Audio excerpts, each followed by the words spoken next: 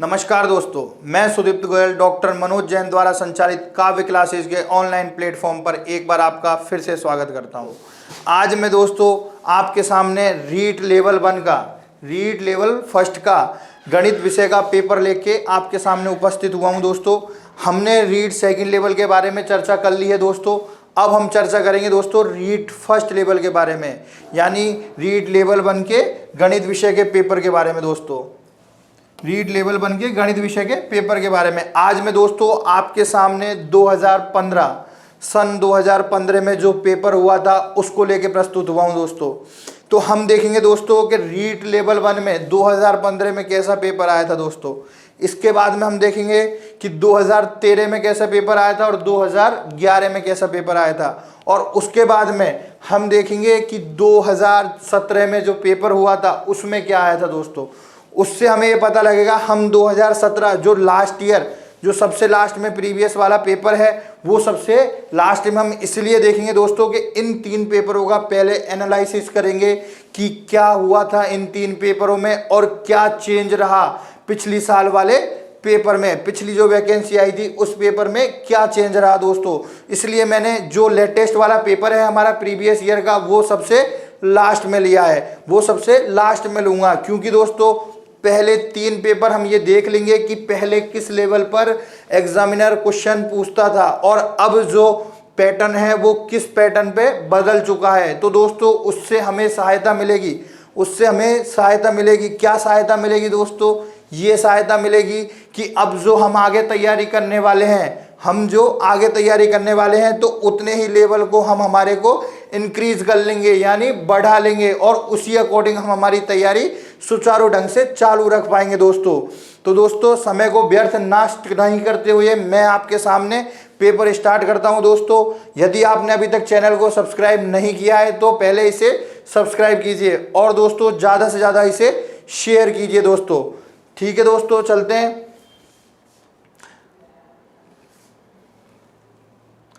बात करते हैं दोस्तों पहले प्रश्न के बारे में। मोहन ने एक कार 2.5 लाख रुपए में खरीदी। देखो दोस्तों मोहन ने एक कार कितने रुपए में खरीदी? 2.5 लाख रुपए में खरीदी और उसे 3,48,000 रुपए में बेच दी। देखो दोस्तों एक मोहन है जिसने एक कार को खरीदा कितने रुपए में दोस्तों? 2.5 लाख रुपए में, और बेचा कितने रुपए में दोस्तों? 3,48,000 रुपए में। पूछ रहा है दोस्तों उसे कार पर कितने प्रतिशत का लाभ हुआ।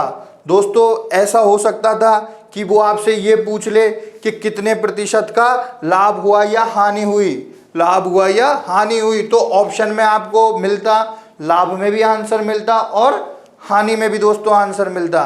तो जनरली मैं आपको बताना चाहूँगा जब हम लाभ हानि पढ़ते हैं तो उसमें देखते हैं कि दोस्तों एक तो होता है क्रय मूल्य, क्या होता है दोस्तों? एक होता है क्रय मूल्य और एक होता है दोस्तों विक्रय मूल्य।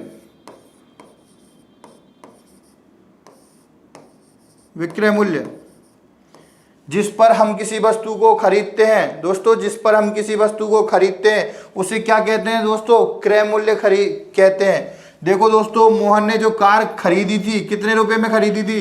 2.5 लाख रुपए में, यानी मेरा क्रय मूल्य कितना हो जाएगा दोस्तों?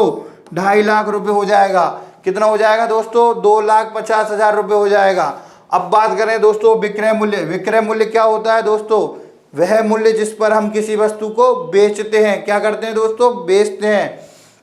देखो दोस्तों मोहन ने क्या किया? मोहन ने उस कार को बेची कितने रुपए में दोस्तों? 3,48,000 रुपए में। 3,48,000 रुपए में। कितने रुपए में दोस्तों? 3,48,000 रुपए में। अब देखो दोस्तों उसको लाभ होगा या हानि होगी। यहाँ तो वो डायरेक्ट क्वेश्चन में आपको दे रखा है कि उसको लाभ हुआ है, लेकिन दोस्तों आपको पता करना है कि लाभ होगा या हानि होगी। तो दोस्तों कैसे पता लगेगा? आप थोड़ा सा सोचो दोस्तों कि मैं कोई सामान 100 रुपये का खरीदता हूँ, कितने रुपए का? 100 रुपये का, और उसे 120 रुपये में बेच देता हूँ, तो दोस्तों मुझे लाभ होगा या हानि होगी? मुझे लाभ होगा। क्यों होगा दोस्तों? क्योंकि मैंने 100 रुपये में उसे खरीदा, यानी मेरे खरीदने का जो मूल्य था वो कम था और बेचने का जो मूल्य था वो क्या था? ज़्यादा था दोस्तों। तो जब दोस्तों इसको बोलते हैं सेलिंग प्राइस, SP और इसको बोलते हैं कॉस्ट प्राइस यानी सीपी। तो बात करें जब हमारा सीपी कम हो एसपी से, यानी जब क्रय मूल्य कम हो किससे, विक्रय मूल्य से, यानी कोई वस्तु मैंने 100 रुपये में खरीदी तो क्रय मूल्य कितना हो गया 100 और विक्रय मूल्य कितना हो गया 120 में उसे बेची, तो मेरा क्या होगा दोस्तों, लाभ होगा। ये कंडीशन किसकी है दोस्तों, लाभ की। और लाभ कितना होगा दोस्तों, प्रॉफिट एसपी माइनस सीपी, यानी जितने रुपए में मैंने बेची और जितने की मैंने खरीदी, तो मेरा लाभ कितना होगा दोस्तों, 20 रुपये का लाभ होगा। कितने रुपए का, 20 रुपये का लाभ होगा। तो उसी से मैं यहाँ बता सकता हूँ कि मेरा लाभ कितने रुपए का हुआ। लाभ निकालने के लिए क्या करूँगा मैं, एसपी माइनस सीपी, यानी विक्रय मूल्य माइनस क्रय मूल्य। तो देखो विक्रय मूल्य कितना है 3,48,000, 3,48,000 और क्रय मूल्य कितना है 2,50,000। दोस्तों विक्रय मूल्य कितना है 3,48,000 और क्रय मूल्य कितना है 2,50,000। यहां से मैं लाभ निकालूंगा तो इसको घटाऊंगा, इसमें से क्या मिल जाएगा, देखो 98,000, यानी मुझे कितने रुपए का लाभ हो गया, 98,000 रुपये का लाभ हो गया। कितने रुपए का लाभ हो गया, 98,000 रुपये का लाभ हो गया।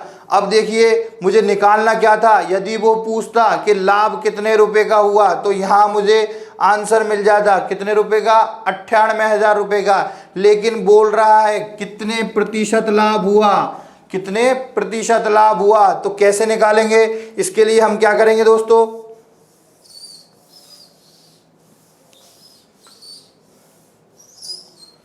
लाभ प्रतिशत निकालने का दोस्तों एक फॉर्मूला होता है। क्या होता है, लाभ प्रतिशत कैसे निकालते हैं, यानी जितना लाभ हुआ है, सबसे पहले क्या लिखते हैं, जितना लाभ हुआ है बटा क्रय मूल्य, क्रय मूल्य गुणा 100, लाभ बटा क्रय मूल्य गुणा 100, यानी लाभ और हानि की गणना किसके ऊपर होती है, हमेशा जब लाभ और हानि हम निकालते हैं वो किसके ऊपर निकालते हैं, क्रय मूल्य के ऊपर निकालते हैं। किसके ऊपर निकालते हैं, क्रय मूल्य के ऊपर निकालते हैं।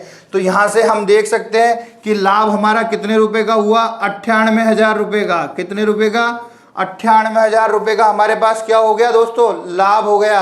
क्रय मूल्य हमारे पास में कितना है, 2,50,000, कितना, 2,50,000 रुपये, ये मेरे पास में क्या है, क्रय मूल्य है। और प्रतिशत निकालने के लिए क्या करूंगा, गुणा 100 कर दूंगा। क्या करूंगा, गुणा 100 कर दूंगा। तो यहां से मैं इसे कैंसिल आउट करूंगा, 3 0 से 3 0 कैंसिल हो गई, 1 0 से 1 0 कैंसिल हो गई। ये कटेगा दोस्तों 5 से 5 बार, ये कटेगा 5 से 2 बार।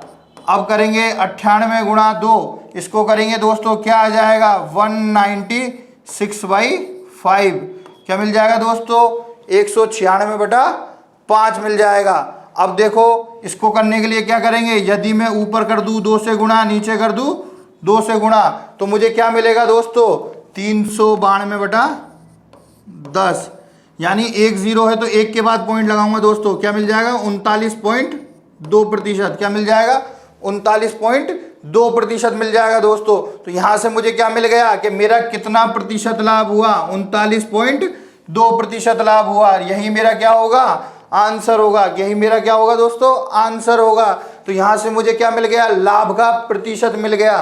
पहले मैंने क्या किया दोस्तों, मेरे पास में था इस प्रश्न में क्रय मूल्य था। क्या था, क्रय मूल्य था, यानी मोहन ने एक कार खरीदी थी कितने रुपए में, 2.5 लाख रुपए में, और बेची थी उसे कितने रुपए में, 3,48,000 रुपये में। कितने रुपए में दोस्तों, 3,48,000 रुपये में। तो मेरे पास में था क्रय मूल्य और विक्रय मूल्य। जब मुझे पता लगा कि विक्रय मूल्य ज़्यादा है किससे, क्रय मूल्य से, यानी मैंने जितने में खरीदी और उससे ज़्यादा में उसे बेच दी, तो मुझे क्या हुआ दोस्तों, लाभ हुआ। क्या हुआ, लाभ हुआ।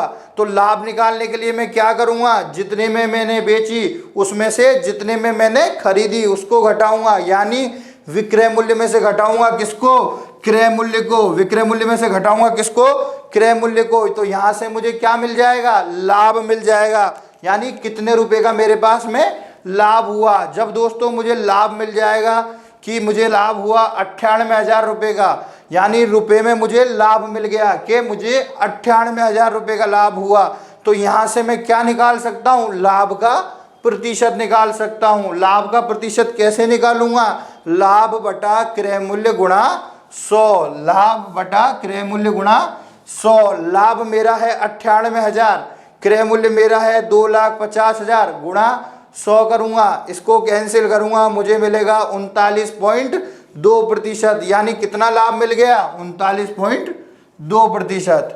देखते हैं अगला प्रश्न।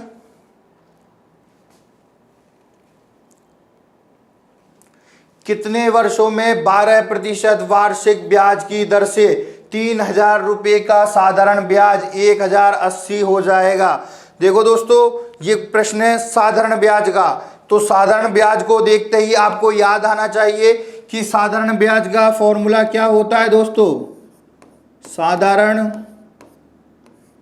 ब्याज क्या होता है दोस्तों? PRT बटा 100। क्या होता है? PRT बटा 100, यानी मूलधन गुणा दर गुणा समय बटा 100। ये किसके बराबर होता है? सिंपल इंटरेस्ट, साधारण ब्याज के बराबर। देखो यहाँ हमारे पास में क्या क्या है और क्या मुझे निकालना है। देखो बोल रहा है 12% वार्षिक ब्याज की दर, यानी मेरे पास में दर कितनी है? 12% है। दर कितनी है दोस्तों? 12% है। और मेरे पास में मूलधन कितना है दोस्तों? 3,000 रुपये। 3,000 रुपये का साधारण ब्याज बोल रहा है, 3,000 रुपये का साधारण ब्याज। तो ये क्या है मेरे पास दोस्तों? मूलधन है। यानी पहले धन कितना था? 3,000 रुपये था, और वही मेरा क्या होगा? मूलधन होगा। और साधारण ब्याज मेरे पास कितना हो रहा है? 1,080 रुपये। यानी मेरे पास में क्या है? साधारण ब्याज भी है। देखो दोस्तों, इस अगर मैं कंडीशन में इन सारी वैल्यू को पुट करूंगा, यानी इन सारी वैल्यू को डालूंगा, तो मुझे निकालना क्या है दोस्तों? कितने वर्षों में, यानी समय निकालना है। क्या निकालना है? समय निकालना है। तो बस मुझे इस फॉर्मूले में ये सारी वैल्यू रखनी है, ये सारे मान इस फॉर्मूले में रखने हैं। सबसे पहले रखूंगा साधारण ब्याज। देखो साधारण ब्याज कितना है? 1,080 रुपये। कितना? 1,080 रुपये। बराबर में मूलधन कितना है? 3,000। ये मूलधन हो गया दोस्तों 3,000। दर कितनी है मेरे पास में? 12%। ये दर हो गई 12%। उसके बाद में समय कितना है? समय ही तो मुझे निकालना है, तो समय को कितना मान लेता हूँ? समय को मान लेता हूँ टी। क्या मान लेता हूँ? स्मॉल टी मान लेता हूँ दोस्तों। समय को क्या मान लेता हूँ? Small T. ये मेरे पास क्या है? समय। तो ये हो गया समय बटा 100। इसको सॉल्व करता हूँ दोस्तों। कैसे? ये 2 0 से कैंसिल होगी, 2 0 आया समझ में? ये 1 0 से कैंसिल हो गया, 1 0। 12 से कटेगा 108 कितनी बार? 9 बार। और 3 से कटेगा 9 कितनी बार? 3 बार। तो टी बराबर मेरे पास में क्या आ गया? 3 वर्ष। कितना वर्ष? 3 वर्ष। और यही मेरा क्या है? आंसर है। A option. ए में ही दे रखा है ना 3, तो मैं आराम से लिख दूंगा 3। करना क्या था मुझे? सिर्फ फॉर्मूला लगाना था और वैल्यू पुट करनी थी। फॉर्मूला क्या होता है दोस्तों? साधारण ब्याज बराबर मूलधन गुणा दर गुणा समय बटा 100। मूलधन गुणा दर गुणा समय बटा 100। यहाँ से मुझे क्या मिल गया? एक फॉर्मूला मिल गया साधारण ब्याज का। अब देखो मेरे पास में क्या क्या है। प्रश्न में मैंने देखा कि मेरे पास में दर है, मेरे पास में मूलधन है, मेरे पास में ब्याज है, और मुझसे पूछा क्या है? समय पूछा है। आराम से मैं इसमें वैल्यू रखूंगा, मुझे समय मिल जाएगा। मैंने वैल्यू रखी, साधारण ब्याज बराबर रखा 1,080, मूलधन बराबर रखा 3,000, दर बराबर रखी 12% और समय बराबर रखा टी। समय मुझे निकालना था, तो समय मुझे जब निकालना था तो समय को मैंने क्या मान लिया दोस्तों? टी मान लिया। तो मुझे क्या मिल गया? ये फॉर्मूले में मैंने वैल्यू पुट कर दी। तो देखो इसको मैंने जब कैंसिल आउट किया, 2 0 से 2 0, 1 0 से 1 0, 12 से कटेगा 108 9 बार, 3 से कटेगा 9 3 बार। तो टी बराबर क्या मिल गया मुझे? 3 वर्ष मिल गया। यानी कितना समय? 3 वर्ष। और यही मेरा क्या है? उत्तर है दोस्तों। अगले प्रश्न की ओर चलते हैं।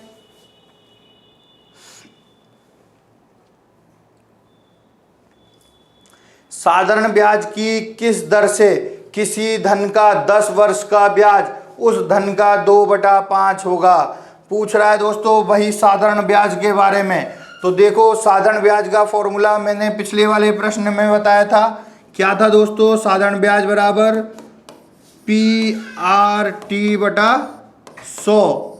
यहाँ P क्या है? मूलधन, R क्या है? दर, और T क्या है? समय। और ऐसा ही मतलब सिंपल इंटरेस्ट यानी साधारण ब्याज। ये मेरे पास में क्या है? सूत्र है साधारण ब्याज का। किसका? साधारण ब्याज का। अब देखो प्रश्न में क्या कह रहा है? किस दर से, यानी मुझे निकालना क्या है? R निकालना है, रेट निकालनी है। आगे बात करूं, किसी धन का 10 वर्ष का ब्याज उस धन का 2/5 होगा। यानी समय उसने दे रखा है कितना? 10 वर्ष दे रखा है। समय कितना दे रखा है? 10 वर्ष दे रखा है। बोल रहा है दोस्तों ना तो उसने आपको मूलधन दिया है और ना आपको ब्याज दिया है। पूछ क्या रहा है वो और दे क्या रखा है उसने? देखो बोल रहा है कि किसी धन का 10 वर्ष का ब्याज उस धन का 2/5 होगा। यानी यदि मैं धन मानूं, यदि मैं धन को मानूं 5, यदि मैं धन को क्या मानूं? 5 मानूं, तो मुझे ब्याज कितना मिलेगा दोस्तों? ब्याज कितना मिलेगा? धन का 2/5, यानी का मतलब गुणा धन का 2/5। धन मैंने क्या माना था? 5 माना था, का 2/5। 5 से 5 कैंसिल हो गया, यानी ब्याज मुझे क्या मिल गया दोस्तों? 2 मिल गया। यानी धन मैंने यदि 5 माना तो ब्याज मुझे क्या मिला? 2 रुपये मिला। यदि मैं यहाँ चाहूँ कि सर 5 मत मानो, आप तो x मानो, तो x मान लेता हूँ। धन मैंने माना कितना? x मान लिया। धन मैंने क्या मान लिया? x मान लिया। तो ब्याज मुझे कितना मिलेगा? बताएं ब्याज मुझे कितना मिलेगा? ब्याज मिलेगा धन का 2/5, यानी x का 2/5। यानी मुझे यहाँ से क्या मिल जाएगा? 2x/5। अब देखो यहाँ से मैं किसी भी, या तो इसको रख लूँ या इसको रख लूँ, बात एक ही है। दोनों से मैं सॉल्व करूँगा, मुझे आराम से मेरी दर मिल जाएगी। देखो दोनों से सॉल्व करके मैं आपको दिखा रहा हूँ। देखो इधर से इस वाले को पहले रखते हैं। तो ब्याज कितना है मेरे पास में? 2 रुपये। ब्याज की जगह मैंने क्या रख दिया? 2 रुपये। धन की जगह पे क्या रख दिया? 5 रुपये। दर की जगह पर, दर मुझे निकालनी थी तो दर को मैंने क्या मान लिया? R मान लिया। दर की जगह पर रख दिया R, और समय की जगह पर 10/100। यहाँ से इसको सॉल्व करूँगा तो 1 0 से 1 0 कैंसिल हो गई, 5 से कैंसिल हो गया, 10 2 बार। R क्या मिल गया? 2 बराबर R/2। 2 इधर भाग हो रहा है, इधर जाएगा तो क्या हो जाएगा? गुणा हो जाएगा। तो R बराबर मुझे क्या मिल गया? 4%। R बराबर क्या मिल गया? 4% मिल गया। और यही मेरा क्या है? आंसर है। R बराबर 4%। तो देखो अभी मैंने सॉल्व किया किससे? धन को माना कितना? 5, और ब्याज को कितना माना? 2 रुपये। जब इस फॉर्मूले में मैंने रखा ब्याज बराबर 2 रुपये, धन बराबर 5 रुपये, दर मेरे पास अज्ञात है, मुझे पता नहीं है, तो दर बराबर मैंने क्या मान लिया? R मान लिया। और समय बराबर क्या हो गया? 10 हो गया। जब मैंने फॉर्मूले में रखा तो मुझे यहाँ से मिल गया दर कितनी? 4%। अब देखो इसको रख के सॉल्व करते हैं। इसको रख के जब मैं सॉल्व करूंगा तो यहाँ पर मेरा ब्याज कितना है? 2x/5। कितना है? 2x/5 है। अब बात करें धन की, तो धन कितना है? x है।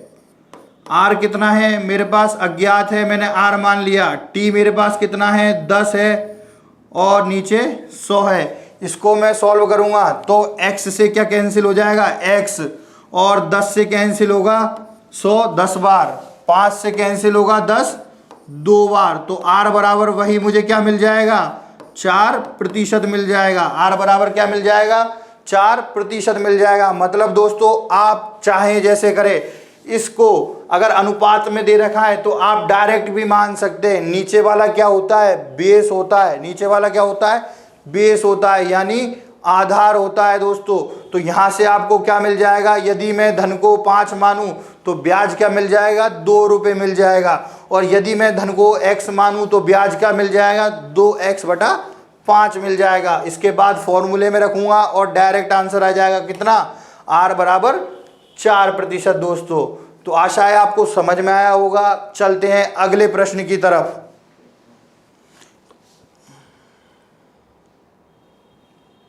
ये दोस्तों अगला प्रश्न है हमारे सामने।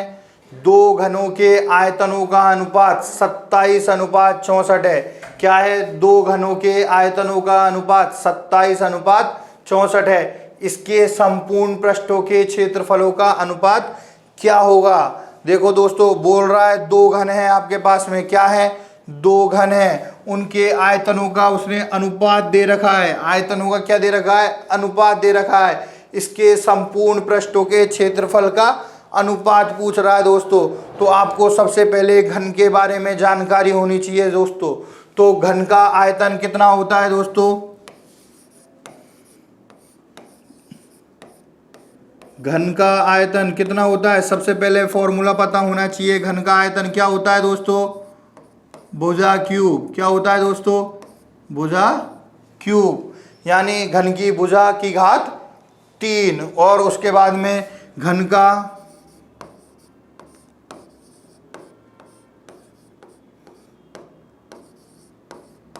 संपूर्ण पृष्ठीय क्षेत्रफल क्या होता है? घन का संपूर्ण पृष्ठीय क्षेत्रफल क्या होता है दोस्तों? 6 गुणा भुजा स्क्वायर। क्या होता है? 6 गुणा भुजा स्क्वायर। क्या होता है? 6 गुणा भुजा स्क्वायर। तो देखो, घन का आयतन मुझे पता है क्या होता है? भुजा क्यूब। और घन का संपूर्ण पृष्ठीय क्षेत्रफल क्या होता है? 6 गुणा भुजा स्क्वायर। अब देखो प्रश्न में क्या कह रहा है? प्रश्न में कह रहा है कि आयतनों का अनुपात, यानी आयतनों का अनुपात क्या दे रखा है? 27:64। तो देखो बात कर रहा है वो, आंसर भी पूछ रहा है अनुपात में। तो देखो इस अनुपात को मुझे ज़्यादा सॉल्व करने की ज़रूरत नहीं है, मैं अनुपात के अकॉर्डिंग ही चलूँगा। देखो यदि आयतन 27:64 है और मुझे पता है कि आयतन का फॉर्मूला क्या होता है? भुजा क्यूब। यहाँ देखो मुझे ये किसी का क्यूब दिख रहा है क्या? बिल्कुल दिख रहा है। किसका? 3 का दिख रहा है। और ये किसी का क्यूब दिख रहा है क्या? 4 का क्यूब दिख रहा है। तो क्या मिल जाएगा मुझे यहाँ से? भुजाओं का अनुपात मिल जाएगा। क्या मिल जाएगा? भुजाओं का अनुपात मिल जाएगा। कितना? 3:4। कितना? 3:4। कैसे मिला दोस्तों? भुजाओं का क्यूब क्या होता है? आयतन होता है। देखो 27 मुझे किसी का घन दिख रहा है क्या? 27 हमेशा घन होता है किसका? 3 का। और 64 किसी का घन दिख रहा है क्या? बिल्कुल 64 घन होता है किसका?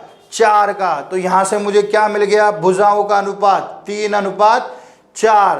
पूछ क्या रहा है दोस्तों आपसे? क्षेत्रफलों का अनुपात। तो क्षेत्रफलों का अनुपात क्या होता है दोस्तों? 6 गुणा भुजा स्क्वायर। क्या होता है? 6 गुणा भुजा स्क्वायर। तो यहाँ से क्या मिल जाएगा? 6 गुणा 3 का स्क्वायर अनुपात 6 गुणा 4 का स्क्वायर। मिलेगा या नहीं मिलेगा? 6 गुणा भुजा स्क्वायर, 6 गुणा भुजा स्क्वायर। तो ये मुझे मिल गया। देखो अनुपातों में डायरेक्ट मैं काट सकता हूँ। 6 से काटा 6, तो क्या मिल गया मुझे? 3 का स्क्वायर। क्या मिल गया दोस्तों? 3 का स्क्वायर मिल गया। 9 और 4 का स्क्वायर मिल गया क्या? 16। देखो और कट रहा है क्या दोस्तों? नहीं कट रहा। तो 9:16 मुझे क्या मिल गया? क्षेत्रफलों का अनुपात मिल गया। और यही मेरा क्या है? उत्तर है, आंसर है दोस्तों मेरा। कैसे निकाला? एक बार वापस देखेंगे कि मुझे दिया हुआ है कि घनों के आयतनों का अनुपात। क्या दिया हुआ है? घनों के आयतनों का अनुपात। घनों के आयतनों का अनुपात कितना है? 27:64। पूछ क्या रहा है मुझसे? संपूर्ण पृष्ठों के क्षेत्रफलों का अनुपात। संपूर्ण पृष्ठों के क्षेत्रफलों का अनुपात। तो देखो घन के आयतन का सूत्र क्या होता है? भुजा का क्यूब, यानी भुजा का घन। और घन के संपूर्ण पृष्ठों के क्षेत्रफल का सूत्र क्या होता है? 6 गुणा भुजा स्क्वायर। क्या होता है? 6 गुणा भुजा स्क्वायर होता है। अब देखो आयतन मेरे पास में 27:64। देखो मुझे पता है कि होता क्या है, भुजा क्यूब होता है और मुझे दिया क्या गया है, आयतन ही दिया गया है। तो देखो ये कोई क्यूब है क्या, ये किसी भी संख्या का घन है क्या, बिल्कुल है, 3 का घन है। किसका घन है, 3 का घन है। यानी यदि मैं भुजा 3 मानूं तो मेरा आयतन क्या हो जाएगा, 27 हो जाएगा। यदि मैं भुजा को 3 मानूं तो आयतन क्या हो जाएगा, 27 हो जाएगा। और यदि मैं भुजा को 4 मानूं, यदि मैं भुजा को 4 मानूं तो मेरा आयतन क्या हो जाएगा, 64 हो जाएगा, 64 हो जाएगा। अब देखो दोस्तों मेरे पास भुजाओं का अनुपात आ गया, कितना, 3:4। मुझे क्या अब निकालना था, क्षेत्रफलों का अनुपात। तो क्षेत्रफल का फॉर्मूला मैंने देखा क्या होता है, 6 गुणा भुजा स्क्वायर। तो 6 गुणा भुजा क्या है, 3 मान ली, तो क्या हो जाएगा, 6 गुणा 3 का स्क्वायर अनुपात 6 गुणा 4 का स्क्वायर। यहां से मुझे क्या मिल गया दोस्तों, 6 से कैंसिल हो गया 6, 3 का स्क्वायर 9 मिल गया और 4 का स्क्वायर 16 मिल गया दोस्तों। तो मुझे क्षेत्रफलों का अनुपात कितना मिला, 9:16 मिला। कितना मिला, 9:16 मिला। तो यहां से आंसर मिल गया कितना, ऑप्शन सी, 9:16। चलते हैं अगले प्रश्न की तरफ।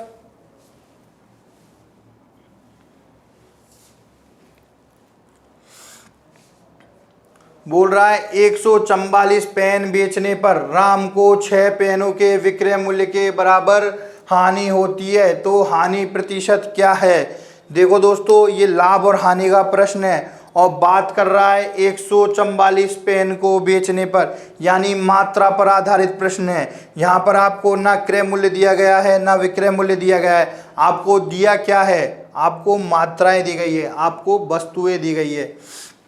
क्या दी गई है, वस्तुएं दी गई है कि 144 पेन को बेचने पर राम को 6 पेनों के विक्रय मूल्य के बराबर हानि होती है। देखो दोस्तों जब मात्रा पर प्रश्न हो, क्या हो, मात्रा पर प्रश्न हो, मात्रा पर प्रश्न हो और बात कर रहा हो किसकी, कि 6 पेनों के किसी के विक्रय मूल्य के बराबर हानि हो, तो इस टाइप के क्वेश्चनों का डायरेक्ट एक मेथड होता है। क्या होता है दोस्तों कि जितनी हानि हो रही है उसकी मात्रा रखूंगा ऊपर, क्या करूंगा, जितनी हानि हो रही है उसकी मात्रा रखूंगा ऊपर, और जितने वस्तुओं को बेचने पर हो रही है उसमें जितने की हानि हो रही है उसको जोड़ दूंगा। जितने वस्तुओं को बेचने पर हो रही है और जितने की हानि हो रही है उसको क्या करूंगा, जोड़ दूंगा और गुणा क्या कर दूंगा, 100 कर दूंगा। गुणा क्या कर दूंगा, 100 कर दूंगा। तो यहाँ से मुझे क्या मिल जाएगा, हानि का प्रतिशत मिल जाएगा। क्या मिल जाएगा, हानि का प्रतिशत मिल जाएगा। तो देखो इसको सॉल्व करूंगा, 6/150 गुणा 100, 6/150 गुणा 100। 50 से काटूंगा 3 बार, 50 से काटूंगा 2 बार, 3 से काटूंगा 6, 2 बार। तो क्या मिलेगा मुझे, 4% मिल जाएगा। क्या मिल जाएगा, 4% मिल जाएगा। यदि मात्रा पे प्रश्न हो तो क्या करते हैं हम, सबसे पहले जो हानि हो रही है उसको ऊपर लिखते हैं। क्या लिखते हैं दोस्तों, यदि हानि हो रही है तो ऊपर लिखते हैं और नीचे क्या करते हैं, जितने वस्तुओं को बेचने पर हो रही है, कितने वस्तुओं को, जितनी वस्तुओं को बेचने पर हो रही है उसमें जितने की हानि हो रही है उसको जोड़ देते हैं और गुणा क्या कर देते हैं, 100 कर देते हैं। ये डायरेक्ट मेथड होता है इस तरह के प्रश्नों को सॉल्व करने का। देखो दोस्तों जब हम लाभ हानि वाला चैप्टर आपको पढ़ाएंगे तो उसमें आपको बताएंगे कई टाइप्स के ऐसे क्वेश्चन जिनको देखते ही, देखने में बड़े ये डरावने होते हैं। ऐसा लगता है देखते ही समझ में ही नहीं आ रहा कि क्या हो रहा है, लेकिन करना क्या होता है, जनरली एक छोटी सी ट्रिक समझ लो, मेथड समझ लो, फॉर्मूला समझ लो, कुछ भी समझ लो। इस मेथड को मैं आपको ड्राइव करके भी बताऊंगा कि ये मैंने कैसे निकाला, यानी ये मैंने कैसे सिद्ध किया कि ऐसा डायरेक्ट कर दें तो मेरे पास में आंसर मुझे मिल जाएगा। इसके लिए दोस्तों आपको हमारे चैनल पे जुड़ा ही रहना होगा, हमारे प्लेटफॉर्म के साथ आपको चलना होगा दोस्तों, ताकि आपको ऐसी कई सारी चीज़ें सीखने को मिले कि जो चीज़ें एग्ज़ाम में आपको बड़ा परेशान करती हैं। तो यहाँ से मुझे क्या मिल गया दोस्तों, 4% मिल गया और यही मेरा क्या हो गया, आंसर हो गया। यही मेरा क्या हो गया दोस्तों, आंसर हो गया। बात करें अगले प्रश्न की।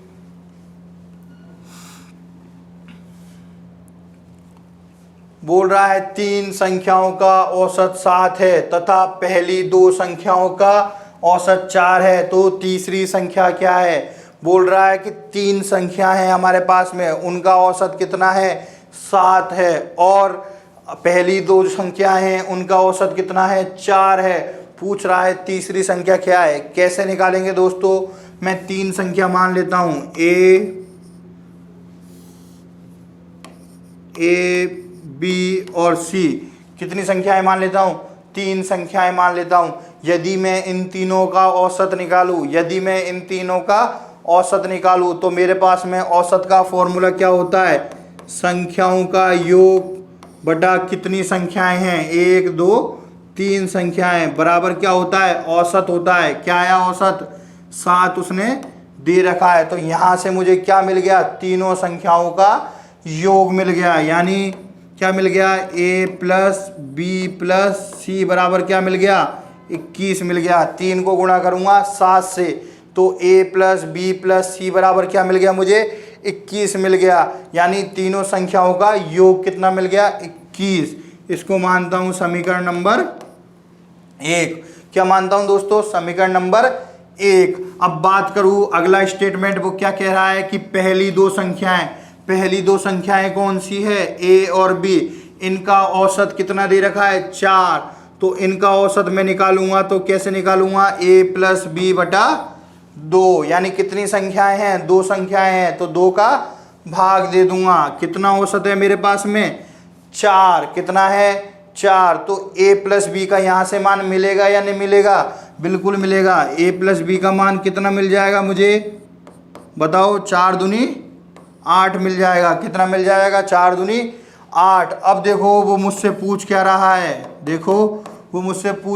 पूछ रहा है तीसरी संख्या क्या है। तो तीसरी संख्या देखो, इन 2 समीकरणों से मैं तीसरी संख्या निकाल सकता हूं क्या? बिल्कुल निकाल सकता हूं। कैसे? यदि मैं a प्लस बी का मान उठा के इस समीकरण में यहाँ रख दूँ, कहाँ रख दूँ? यहाँ रख दूँ। a प्लस बी का मान इस समीकरण से 8 जो कि है उठा के इस समीकरण में यहाँ पर रख दूँ, तो मेरे पास क्या बचेगा? सिर्फ c बचेगा। और c की ही तो वैल्यू वो पूछ रहा है, तीसरी संख्या की वैल्यू तो पूछ रहा है। तो क्या करूँगा दोस्तों? समीकरण समीकरण 2 से a प्लस बी का मान समीकरण 1 में रखने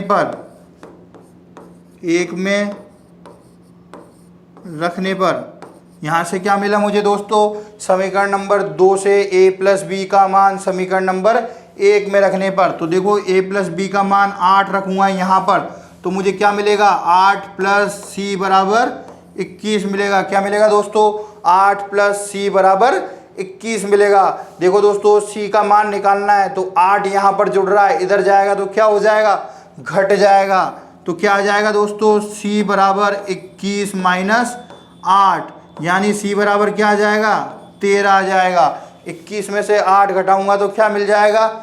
13 मिल जाएगा। और यही मुझे क्या है? निकालना है, c का मान 13। तो देखो हमने क्या किया, सबसे पहले 3 संख्याएं मानी, क्या? a, b और c। तो तीनों संख्याओं का औसत कैसे निकालूंगा? a plus B plus C by 3, यानी a plus B plus C बटा 2। संख्याओं का योग बटा कितनी संख्याएं हैं? तो कितनी संख्याएं हैं? 1 2 3 संख्याएं। 3 का भाग दे दूंगा, बराबर क्या आ गया? 7 आ गया। तो यहाँ से मुझे a प्लस बी प्लस सी की वैल्यू मिलेगी कितनी? 21। अब बात करूं कि दूसरे स्टेटमेंट में बोल रहा है कि पहली 2 संख्याओं का औसत 4 है। तो पहली 2 संख्याएं कौन सी है? a और b। तो a और b का औसत निकालूंगा। कैसे निकालूंगा? a प्लस बी बाई 2 बराबर उसने कितना दे रखा है? 4 दे रखा है। तो यहाँ से a प्लस बी का मान 8 मिल गया।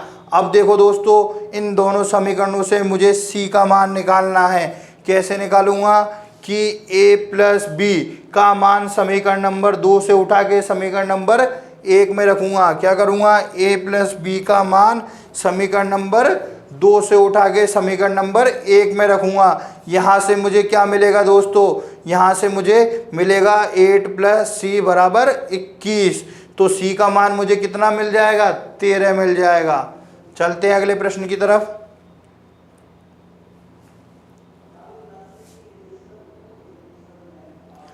किसी त्रिभुज में 2 भुजाओं की लंबाई का योग सदैव होगा। देखो दोस्तों, त्रिभुज की एक प्रॉपर्टी होती है, त्रिभुज का एक गुणधर्म होता है। क्या गुणधर्म होता है दोस्तों, कि त्रिभुज में किन्हीं 2 भुजाओं का योग, त्रिभुज में किन्हीं 2 भुजाओं का योग हमेशा तीसरी भुजा से क्या होता है, बड़ा होता है। दोस्तों हमेशा तीसरी भुजा से क्या होता है, बड़ा होता है। ये त्रिभुज की एक प्रॉपर्टी होती है कि मानो त्रिभुज में 3 भुजाएं हैं, ए, बी और सी।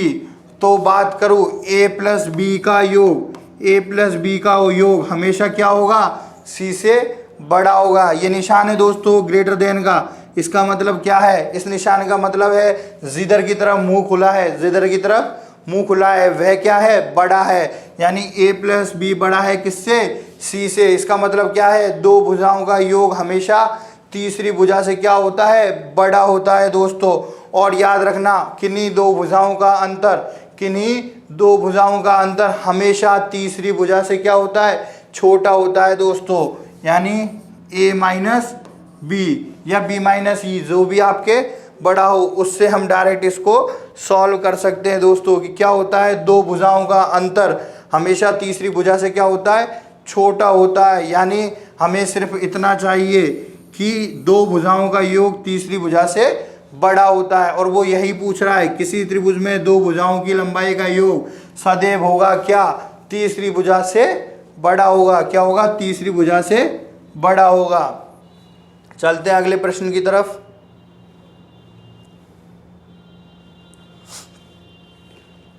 बोल रहा है दोस्तों, दी गई आकृति में कोण BAC बराबर 30 डिग्री है। BAC बराबर क्या है, 30 डिग्री है। कोण ABC बराबर क्या है, 50 डिग्री है। ABC बराबर क्या है, 50 डिग्री है। तथा कोण CDE बराबर क्या है, 25 डिग्री है। आपको निकालना क्या है, कोण AED। यानी मुझे कौन सा कोण निकालना है, AED, ये वाला कोण निकालना है। कौन सा कोण निकालना है, ये वाला कोण निकालना है। तो दोस्तों कैसे निकालूंगा, सबसे पहली चीज, एक तरीका तो मेरे पास ये है कि ये एक त्रिभुज है, ये क्या है, त्रिभुज है। तो देखो इसका ये बाह्य कोण हो गया, ये जो बाह्य कोण होगा ये कितना होगा, अंदर वाले दोनों कोणों के योग के बराबर, अंदर वाले दोनों कोणों के योग के बराबर। 50 और 30 80। तो ये वाला कोण मेरे पास कितना हो गया, 80। अब देखो दोस्तों, ये वाला कौन सा कोण है, बाह्य कोण है। ये वाला कौन सा कोण है, बाह्य कोण है। तो इसका मान किसके बराबर होगा, इन दोनों के योग के बराबर। यानी सामने वाली भुजा पर जो दोनों अंतः कोण बनते हैं उनके योग के बराबर क्या होता है, बाह्य कोण होता है। यानी ये वाला जो कोण है इन दोनों के क्या होगा, योग के बराबर होगा। तो यहां से मुझे क्या मिल जाएगा, 80 + 25 यानी 105। यही मेरा क्या होगा, आंसर होगा 105। यही मेरा क्या होगा दोस्तों, आंसर होगा। एक तरीका तो मेरे पास में ये था कि मैंने इसको ऐसे सॉल्व कर लिया। दूसरा तरीका बताता हूं दोस्तों।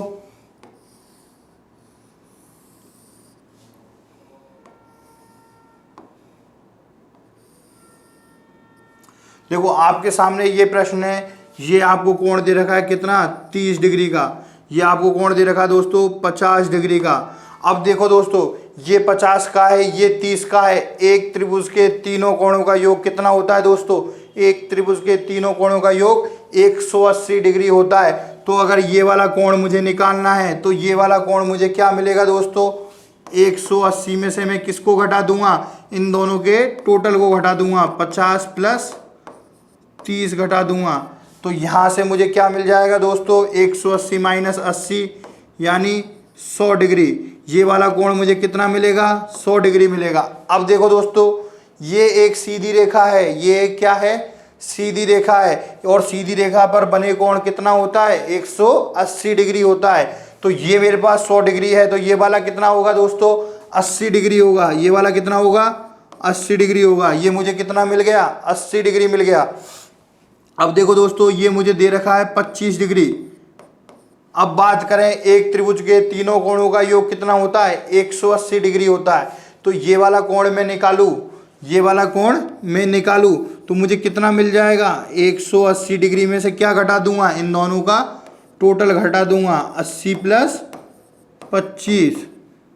तो जब मैं 180 में से 80 प्लस 25 यानी 180 में से मैं घटाऊंगा कितना, 105 डिग्री। तो यहाँ से मुझे कितना मिल जाएगा दोस्तों, 75 डिग्री। कितना मिल जाएगा, 75 डिग्री। तो ये वाला कोण मुझे कितना मिला, 75 डिग्री मिला। अब देखो दोस्तों, एक सीधी रेखा पर बने कोण कितने होते हैं, 180 डिग्री होते हैं। ये मेरे पास 75 है तो ये वाला कितना होगा, ये मेरे पास 75 है तो ये वाला कितना होगा, 180 माइनस 75। तो यहाँ से मुझे क्या मिल गया, 105 डिग्री मिल गया। देखो दोस्तों, वही आ गया, वही आ गया। जैसे आपको सॉल्व करना है वैसे करो। एक बार इसको बताता हूँ, फिर दोबारा इसी को बताऊँगा कि कैसे किया था। सबसे पहले क्या किया दोस्तों, हमारे पास में दो कोण थे। क्या थे, दो कोण थे, 50 और 30। अब बात करें कि एक त्रिभुज के तीनों कोणों का योग कितना होता है, 180 डिग्री होता है। तो यहाँ से इन तीनों का योग कितना है, 180 है। ये 50, ये 30, तो ये कितना होगा, 180 में से मैंने कितना घटा दिया, 50 और 30 जोड़ के घटा दिया। तो 180 में से जब मैं 80 घटाऊंगा मुझे क्या मिल जाएगा, 100 डिग्री मिल जाएगा। यानी मुझे यहाँ से क्या मिला, यानी मुझे यहाँ से क्या मिला, यहाँ से मिल गया कि ये वाला जो कोण है ये कितना है, 100 डिग्री है। ये वाला जो कोण है कितना है, 100 डिग्री है। यहाँ से मुझे 100 डिग्री मिल गया। अब देखो, एक रेखा पर बने कोण, ये देखो एक रेखा पर बने कोण, इनका योग कितना होगा, 180 डिग्री होगा। जब मुझे ये 100 मिल गया तो ये मुझे कितना मिल जाएगा दोस्तों, 80 डिग्री मिल जाएगा। कितना, 80 डिग्री मिल जाएगा। 180 होता है दोनों का टोटल, इधर वाला मुझे 100 मिल गया तो इधर वाला क्या मिलेगा, 80 डिग्री मिलेगा। अब देखो, वही बात करूं, वही मैं दोबारा बात करूं कि ये वाला त्रिभुज है, क्या है, ये वाला त्रिभुज है। और इस वाले त्रिभुज में मेरे पास में 25 डिग्री भी है और 80 डिग्री भी है। यानी तीनों का योग कितना है, 180 डिग्री है। और मेरे पास दो कोण है, 80 डिग्री और 25 डिग्री। तो 80 में जब 25 जोड़ूंगा तो इन दोनों का योग कितना हो जाएगा, 105। और टोटल तीनों का कितना है, 180। तो ये वाला कोण कितना होगा, 180 माइनस 105।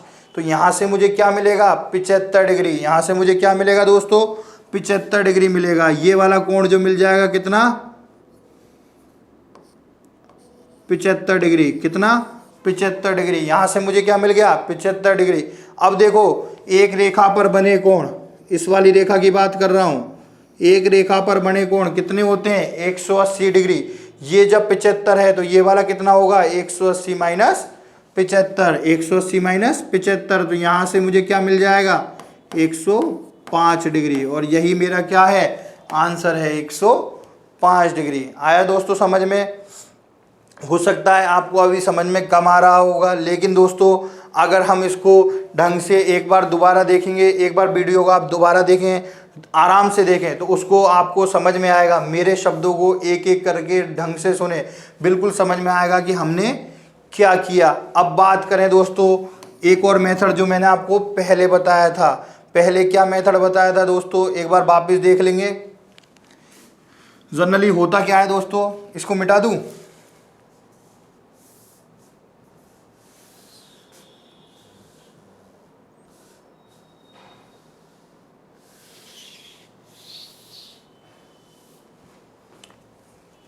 जनरली होता क्या है, किसी त्रिभुज में, किसी भी त्रिभुज में मैं बात करूं कि किसी भी रेखा को या किसी भी भुजा को मैं आगे बढ़ाऊं, किसी भी भुजा को मैं आगे बढ़ाऊं, तो मेरे सामने जो ये कोण बनता है, मेरे सामने जो ये कोण बनता है, इसको क्या बोलते हैं, बाह्य कोण बनते हैं। ये जो कोण बनता है इन दोनों के योग के बराबर होता है। इसको मैं मानता हूँ एंगल ए, इसको मानता हूँ कोण बी, और इसको मानता हूँ कोण सी। तो यहाँ से मुझे जो कोण मिलेगा इसको मान लेता हूँ डी। तो डी का मान क्या होगा दोस्तों, डी का मान होगा ए प्लस बी। क्या होगा, ए प्लस बी। ये त्रिभुज का एक गुणधर्म होता है कि जो ये बाह्य कोण है इसका मान अंतः कोणों के योग के बराबर होता है। सामने वाले अंत्य कोणों के योग के बराबर होता है। तो यहाँ से मुझे डी मिला कितना, ए प्लस बी। अब बात करूँ दोस्तों, इसको मैं बढ़ा देता हूँ यूं, इसको क्या कर देता हूँ, इधर बढ़ा देता हूँ। तो यहाँ मुझे जैसे कोण मिल गया दोस्तों ई, तो इसका मान क्या होगा, बी प्लस सी। क्या होगा, बी प्लस सी होगा। यहाँ से मैं इसको बढ़ा देता हूँ दोस्तों इधर आगे, तो ये वाला जो कोण इसको मान लेता हूँ एफ। इसका मान क्या होगा, ए और सी के योग के बराबर होगा, ए और सी के योग के बराबर होगा दोस्तों। यही चीज़ मैं आपको बताना चाह रहा हूँ, यही चीज़ मैं आपको बताना चाह रहा हूँ कि ए जो बाह्य कोण है उसका योग अंतः कोणों के योग के बराबर होता है। अब देखो दोस्तों, इसी प्रॉपर्टी से मैं इसको सॉल्व करूँगा। तो देखो ये कौन सा कोण हो गया, ये वाला एक बाह्य कोण हो गया इस त्रिभुज के लिए। तो इसका योग कितना होगा, इसका मान होगा इन दोनों के योग के बराबर। तो यहाँ से मुझे क्या मिल गया, 50 प्लस 30 80 मिल गया दोस्तों। अब बात करते हैं इस वाले त्रिभुज की। तो इस वाले त्रिभुज में ये क्या है, ये एक बाह्य कोण है, ये क्या है, बाह्य कोण है। तो इसका मान किसके बराबर होगा, इन दोनों के योग के बराबर। तो यहाँ से मुझे क्या मिल गया, 80 प्लस 25 यानी 105 डिग्री मिल गया। तो यहाँ से मुझे डायरेक्ट आंसर मिल गया कितना, 105 डिग्री। तो दोस्तों यदि आपको गुणधर्म याद है तो ज़्यादा चक्कर में पड़ने की ज़रूरत नहीं है, डायरेक्ट आपको आंसर 2 स्टेप में मिल जाएगा। नहीं तो अभी मैंने जैसे बताया था वैसे सॉल्व कर लीजिएगा। पहले इसका मान निकाल लेना, फिर इसका निकाल लेना, फिर इसका निकाल लेना और फिर इसका निकाल लेना। 4 स्टेप में आपका आंसर आ जाएगा। जैसे आपको समझ में आए, जैसे आपको एग्जाम में याद आए वैसे इसको सॉल्व करें। आगे देखते हैं।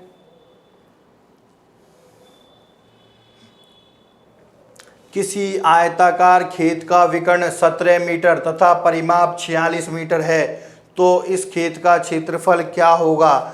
देखो दोस्तों, बात कर रहा है आयताकार खेत की, दे रखा है विकर्ण। तो विकर्ण कितना होता है आयत का, आयत का विकर्ण कितना होता है। यदि मैं लंबाई मानूं L और चौड़ाई मानूं क्या, B। लंबाई को क्या मान लेता हूं मैं, L मान लेता हूं, और चौड़ाई को क्या मान लेता हूं दोस्तों, B मान लेता हूं।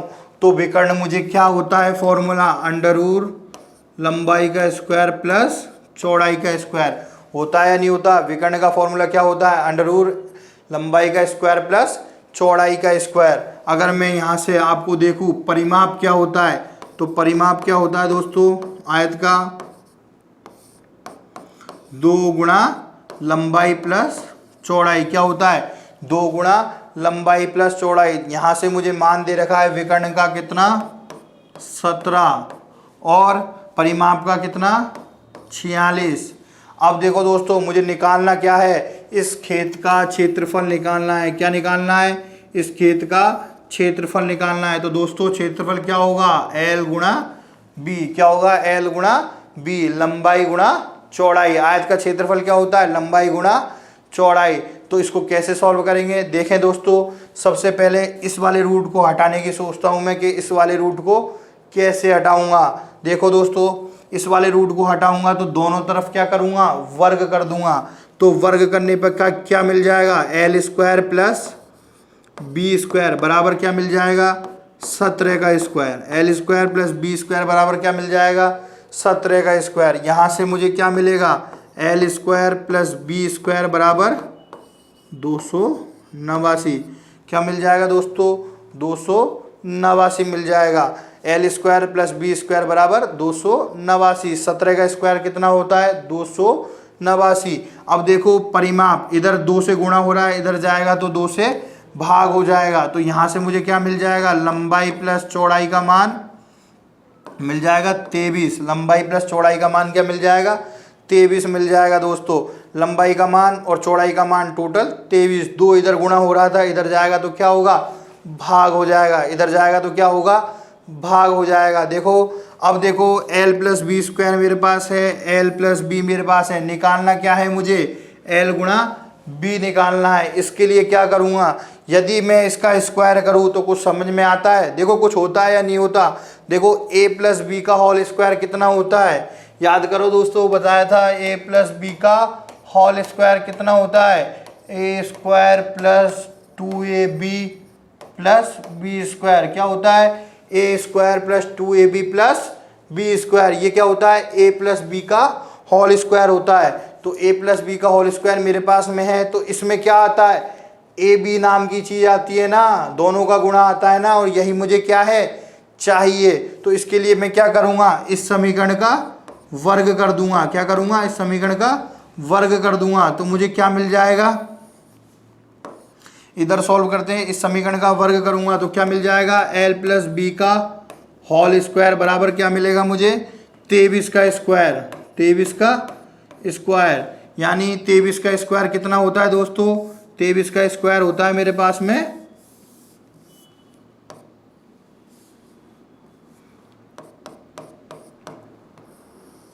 23 का स्क्वायर मेरे पास में कितना होता है 529। इसको खोलूंगा तो A square plus 2ab plus B square बराबर 23 का स्क्वायर 529। 23 का स्क्वायर 529। अब देखो मेरे पास में L square plus B square की वैल्यू है क्या, बिल्कुल है। L square plus B square की वैल्यू कितनी है 289। कितनी है 289। तो यहाँ से L square plus B square की वैल्यू मैंने क्या रख दी 289 प्लस 2lb बराबर 529 बराबर 529। अब देखो दोस्तों इस 289 को इधर जुड़ रहा है, इधर जाएगा तो क्या हो जाएगा घट जाएगा। तो यहाँ से मुझे क्या मिल जाएगा 2lb बराबर 529 माइनस 289।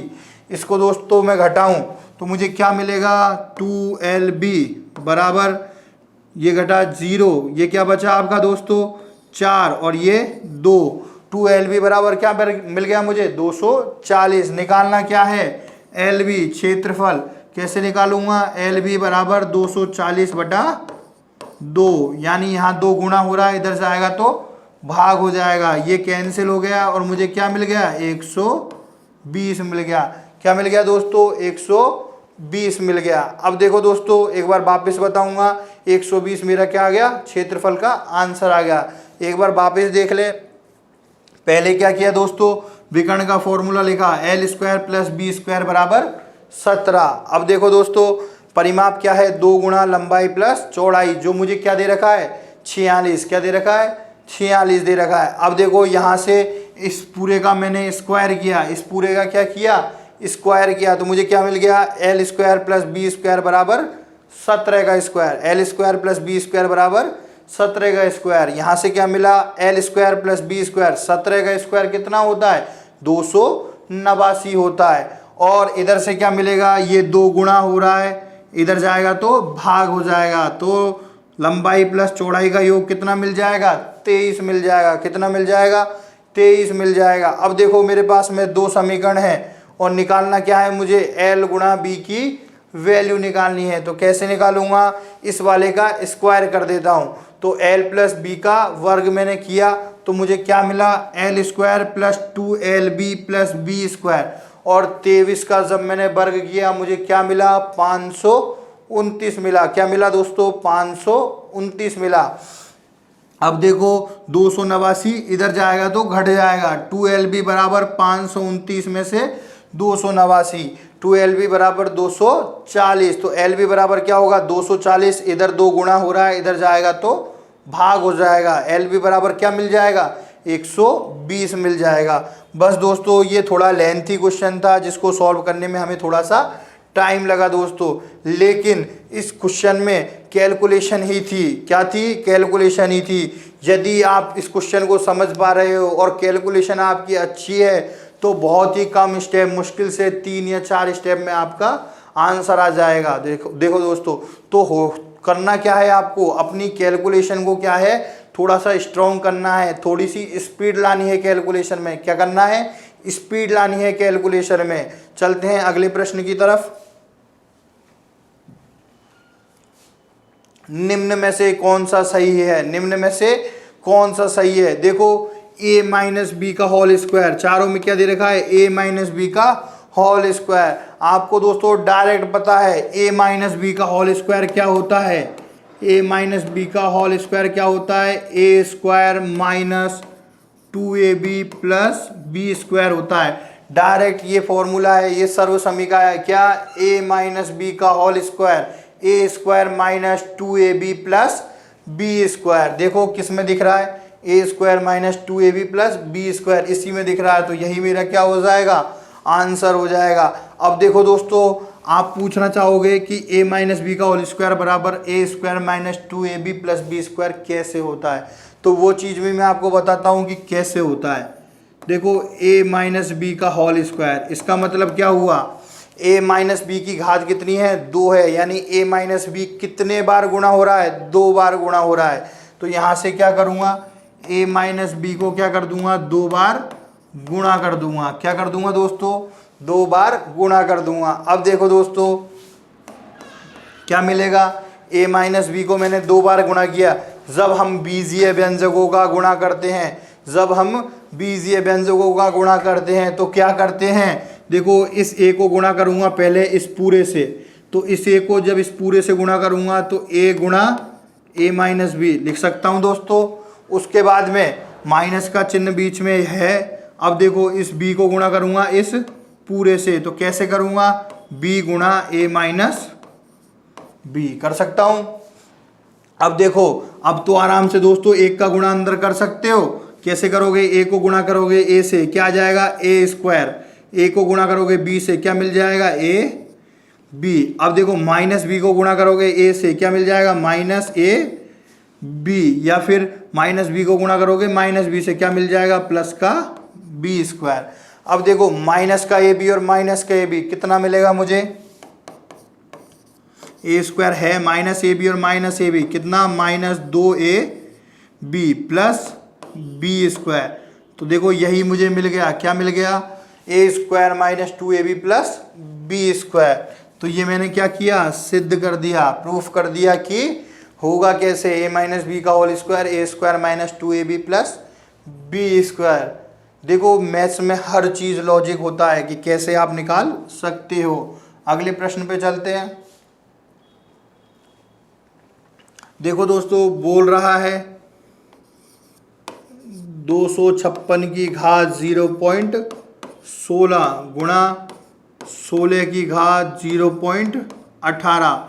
अब देखो दोस्तों, अब बोल रहा है ये 256 की घात 0.16, 16 की घात 0.18, इसका मान वो पूछ रहा है। कैसे निकालेंगे दोस्तों, इसको पूरे को सॉल्व करने के लिए मेरे को आधार दोनों एक ही तरीके के चाहिए। या तो मैं आधार में 16 बना लूँ, तो देखो 16 आधार में कैसे बनाऊंगा, मुझे देखते ही दिख रहा है कि 16 की घात 2 का मान क्या होता है, 256 होता है। यानी 16 का स्क्वायर कितना होता है दोस्तों, 256 होता है। 1 से लेकर 30 तक के स्क्वायर आपको दोस्तों याद होने चाहिए कि 16 का स्क्वायर कितना होता है, 256 होता है। तो मैं इसको क्या लिख सकता हूँ, 16 की घात 2 की घात दिख रही है 0.16 गुणा 16 की घात 0.18। अब देखो कोष्टक के बाहर घात है तो घातें क्या होती है, गुणा हो जाती है। तो देखो 16 2 को गुणा करूँगा 0.16 से, क्या मिलेगा 0.32 गुणा 16 की घात 0.18।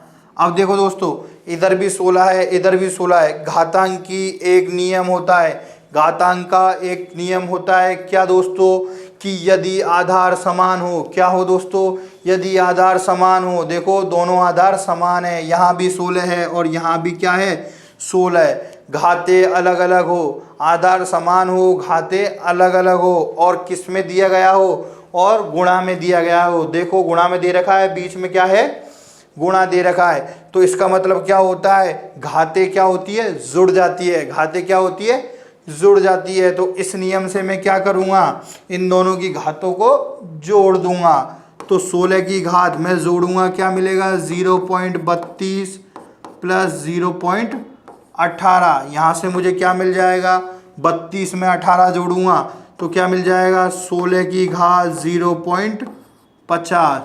0.50 को मैं क्या लिख सकता हूँ दोस्तों, 0.50 को लिख सकता हूँ 16 की घात 1/2 लिख सकता हूँ ना। 1/2 का मान क्या होता है, 0.50। तो देखो 16 की घात 1/2 यानी 16 का वर्गमूल। तो 16 का वर्गमूल क्या होता है दोस्तों, 16 का वर्गमूल होता है 4। 16 का वर्गमूल क्या होता है 4। तो यहाँ से मुझे क्या आंसर मिलेगा 4 मिलेगा। क्या मिलेगा दोस्तों 4 मिलेगा। एक तरीका तो दोस्तों मेरे पास में ये था कि मैंने इसको 16 की घात में बदल लिया। अब देखो दोस्तों एक तरीका और है कि देखो इधर भी 16 है, इधर 256 है। मुझे देखते ही दिख रहा है कि 16 4 की घात 2 होता है या नहीं होता, बिल्कुल होता है। 16 क्या होता है 4 की घात 2 होता है और 256 क्या होता है 4 की घात 4 होता है। ये मुझे देखते ही पता लग रहा है कि 16 क्या होता है 4 की घात 2 होता है और 256 क्या होता है 4 की घात 4 होता है। तो मैं क्या करूं, क्यों ना इसको 4 की घात में बदल के देख लूं। तो देखो 4 की घात में यदि मैं बदलूंगा तो 256 बराबर क्या रखूंगा 4 की घात 4। होता है या नहीं होता, एक बार देख लेते हैं कि होता है नहीं होता। 4 की घात 4 यानी 4 को कितनी बार गुणा करूंगा 4 बार गुणा करूंगा। तो 4 चकू 16, 16 चकू 64 और 64 चकू 256, यानी इसका मान कितना आता है 256 होता है। तो 256 को क्या लिख सकता हूँ 4 की घात 4 और इस पे कितना दे रखा है 0.16 दे रखा है और 16 को क्या लिख सकता हूँ 4 की घात 2। क्या लिख सकता हूँ 4 की घात 2 और क्या दे रखा है 0.18 दे रखा है। अब देखो अब मैंने वही किया, कोष्टक के बाहर है तो घाते गुणा हो जाएंगी। 4 को गुणा करूंगा 0.16 से, क्या मिल जाएगा 0.64 मिल जाएगा। क्या मिल जाएगा 0.64 और इधर क्या मिल जाएगा 4 को 2 को गुणा करूंगा 0.18 से 0.36। अब देखो वही नियम लगाऊंगा, आधार समान है घाते अलग अलग है और गुणा में दिया है तो घातों को क्या करूंगा जोड़ दूंगा। तो यहां से क्या मिलेगा दोस्तों 4 की घात 0.64 प्लस 0.36।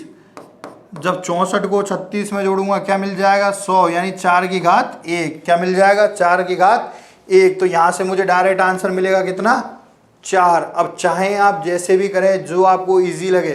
देखो आपको यहाँ पे 4 की पावर में दिख रहा है तो डायरेक्ट 4 की पावर में तोड़ लो तो आपका इजी हो जाएगा क्वेश्चन, और चाहो तो 16 की पावर में चलने दो, जैसी आपकी इच्छा है वैसे करो। 16 की पावर में चाहो 16 की पावर में रखो, 4 की पावर में चाहो 4 की पावर में रखो। चलते हैं अगले प्रश्न की तरफ। निम्न में से कौन सा सही है। देखो मैंने अभी आपको बताया था 2 निशान होते हैं, एक तो होता है ग्रेटर देन, एक होता है लेस देन। इसका मतलब क्या है जिधर की तरफ मुंह खुला है, जिधर की तरफ मुंह खुला है वो क्या होगा बड़ा होगा, जिधर की तरफ मुंह खुला है वो क्या होगा बड़ा होगा। अब मैं आपके सामने 2-3 प्रश्न रखता हूं, जैसे बोलता हूं 4 और 3, बोलता हूं 4 और 3, बोलता हूं 8 और 15, बोलता हूं -5 और 7। इनके बीच में क्या निशाना आएगा। तो देखो जिधर की तरफ बड़ा है, जिधर की तरफ क्या है बड़ा है, उधर की तरफ मुंह खुलेगा। देखो 4 बड़ा होता है तो इधर मुंह खुल जाएगा। बात करूं 15 बड़ा होता है तो इधर मुंह खुल जाएगा। बात करूं -5 बड़ा होता है या 7 बड़ा होता है, 7 बड़ा होता है तो इधर मुंह खुल जाएगा। आ गया दोस्तों समझ में। करना क्या था, करना क्या था दोस्तों कि ये निशान का मतलब क्या होता है। अब देखो दोस्तों इसमें जो चारों संख्याएं दी गई है वो माइनस में दी गई है। एक दोस्तों संख्या रेखा होती है, नंबर लाइन होती है। नंबर लाइन को कैसे सॉल्व करते हैं दोस्तों, बीच में क्या होता है 0 होता है और इधर चलते हैं तो क्या आता है प्लस आता है। 1 2 3 4 5 अनंत तक जाता है दोस्तों। इधर चलते हैं तो -1 -2 -3 -4 और ये भी कहाँ तक जाता है माइनस अनंत तक जाता है। तो देखो दोस्तों संख्या रेखा में जब हम बाएं से दाएं चलते हैं, बाएं से दाएं चलते हैं तो संख्याएं क्या है बढ़ती हैं। क्या है संख्याएं बढ़ती हैं। और जब दाएं से बाएं चलते हैं, दाएं से बाएं चलते हैं तो संख्याएं क्या हैं घटती है। संख्याएं क्या है घटती है। आया दोस्तों समझ में। यदि बाएं से दाएं चलेंगे तो बढ़ेगी और दाएं से बाएं चलेंगे तो घटेगी। देख लो इधर, इधर चले अपन तो 1 बड़ा या 3 बड़ा, 3 बड़ा, यानी इधर चलने पे क्या होगा बढ़ेगी। और इधर चलेंगे 3 बड़ा या 1 बड़ा, 3 बड़ा 1 छोटा, इधर चलने पे क्या होगा, घटेगी। यही चीज मैं समझाना चाह रहा हूं।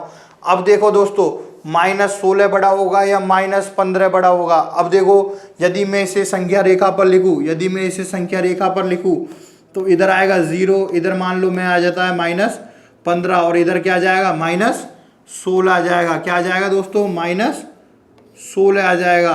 तो बताओ दोस्तों, -16 बड़ा होगा या -15 बड़ा होगा? इधर वाला पोर्शन बड़ा होगा। किधर वाला, दाएं तरफ वाला। किधर की तरफ वाला, दाएं तरफ वाला। तो क्या बड़ा होगा, -15 बड़ा होगा। तो निशान क्या आना चाहिए, ये आना चाहिए, जबकि निशान क्या आ रहा है, ये आ रहा है, यानी ये वाला ऑप्शन गलत है। इस वाले की बात करूं, -16 बड़ा होगा या 1 बड़ा होगा? जाहिर सी बात है, प्लस वाली संख्या बड़ी होती है, तो निशान कैसा आना चाहिए था, ये वाला। तो ये वाला भी क्या हो जाएगा, गलत हो जाएगा। इस वाले को देखता हूं, -16 बड़ा होगा या -20 बड़ा होगा? वही चीज है दोस्तों, ये -16 इधर आएगा और -20 इधर आएगा। तो बड़ा कौन सा होना चाहिए था, -16 वाला। तो निशान कैसा आना चाहिए था, ये वाला आना चाहिए था, यानी ये भी गलत हो जाएगा। बचा क्या, डी। यही मेरा क्या है, आंसर है। इसको ऐसे भी देख लेता हूं कि देखो, संख्या रेखा पे मैं रखूं तो -3 आएगा इधर और -16 आएगा इधर, यानी बड़ा कौन सा होगा, उधर वाला। तो -3 क्या है, बड़ा है। देखो, -3 बड़ा है क्या, बिल्कुल बड़ा है, यानी ये वाला ऑप्शन क्या है, सही है। तो एक चीज याद रखिएगा, संख्या रेखा की बात करूं तो हम दाएं तरफ चलते हैं तो संख्याएं बढ़ती हैं और बाएं तरफ चलते हैं तो संख्याएं घटती हैं। या फिर मैं ये कह सकता हूं कि नॉर्मल संख्याओं में जो बड़ा होता है वही माइनस वाली संख्या में क्या होता है, छोटा होता है। नॉर्मल संख्याओं में जो बड़ा होता है वही माइनस वाली संख्याओं में क्या, छोटा होता है। अब देखो, ये -16 है, -15, नॉर्मल में बड़ा कौन है, नॉर्मल में बड़ा है 16, तो माइनस में 16 क्या हो जाएगा, छोटा हो जाएगा। तो निशान कैसा आ जाएगा, ये वाला निशान आना चाहिए था, लेकिन आ कौन सा रहा है, ये वाला आ रहा है। कैसे भी देख लो दोस्तों, हम जब पढ़ेंगे तो और भी डिटेल में इन चीज़ों को समझेंगे, इन चीज़ों में भिन्नों के बारे में भी हम समझेंगे। अब चलते हैं अगले प्रश्न की तरफ।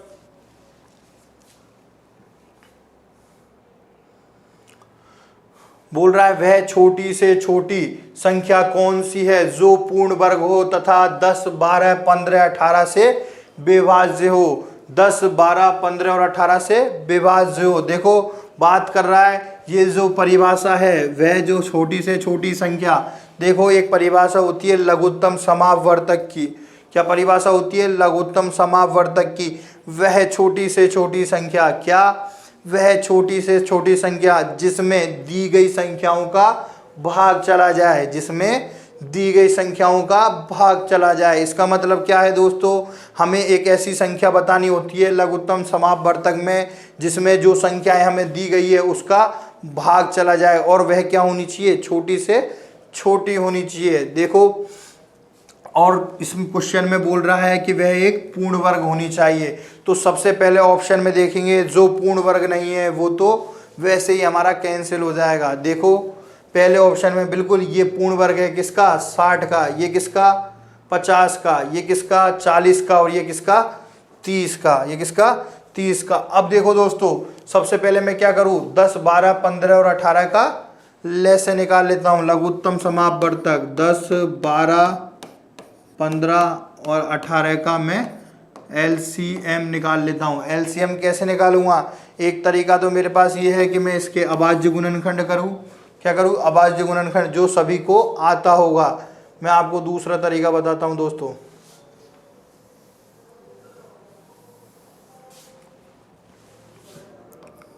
देखो दोस्तों, ये 10 किससे मिलकर बना है, 5 से और 2 से। किससे, 5 से और 2 से।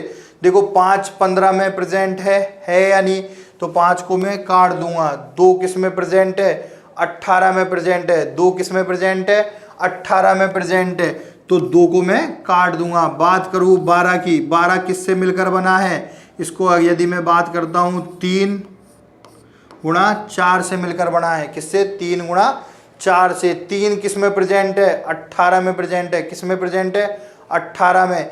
4 की बात करूँ तो 4 में से क्या प्रेजेंट है, 2 प्रेजेंट है। 4 को लिख सकता हूँ 2 गुणा 2, तो 4 में से 2 प्रेजेंट है 18 में, और 2 किसी में भी प्रेजेंट नहीं है। तो ये मैं सारे काट दूंगा, बचेगा क्या मेरे पास 2। इसको क्या लिख सकता हूँ 3 गुणा 5। इसको क्या लिख सकता हूँ 3 गुणा 5। अब देखो 3 प्रेजेंट किस में, 18 में भी तो है 3 प्रेजेंट, तो यहाँ से भी 3 काट दूंगा। और 5 किस में प्रेजेंट है, 18 में है क्या, नहीं है, तो 5 को रख लूंगा। बचेगा क्या 2 गुणा 5 गुणा 18। क्या मिल जाएगा 2 गुणा 5 गुणा 18। यहाँ से मुझे क्या मिल जाएगा दोस्तों 180 मिल जाएगा। और 180 क्या होगा, एलसीएम होगा। देखो दोस्तों ये एलसीएम मुझे पता है अभी आपको समझ में नहीं आया होगा, तो आप अपना वाला मेथड लगाएं, वही अभाज्य गुणनखंड वाला, तो उससे भी आपको एलसीएम क्या मिलेगा 180 मिलेगा। देखो 180 को चेक करने के लिए कि ये एलसीएम है या नहीं, मैं भाग दे के देख लूँ। 10 का भाग देखो जा रहा है क्या 180 में, जा रहा है कितनी बार 18 बार। 12 का भाग दूँ कितनी बार जा रहा है 15 बार। 15 का भाग दूँ कितनी बार जा रहा है 12 बार। और 18 का भाग दूँ कितनी बार जा रहा है 10 बार। तो एलसीएम क्या मिल गया मुझे 180 मिल गया। अब देखो एक कंडीशन तो मेरी सेटिस्फाई हो गई कि वह छोटी से छोटी संख्या जो 18, 15, 10, 12 से विभाजित हो, तो ये वाली कंडीशन तो इसने सेटिस्फाई कर दी 180 ने। लेकिन वो बोल रहा है कि वह एक पूर्ण वर्ग भी होनी चाहिए, तो पूर्ण वर्ग के लिए क्या करूँगा 180 को गुणा करूँगा 2 से, क्या मिला मुझे 360 मिला।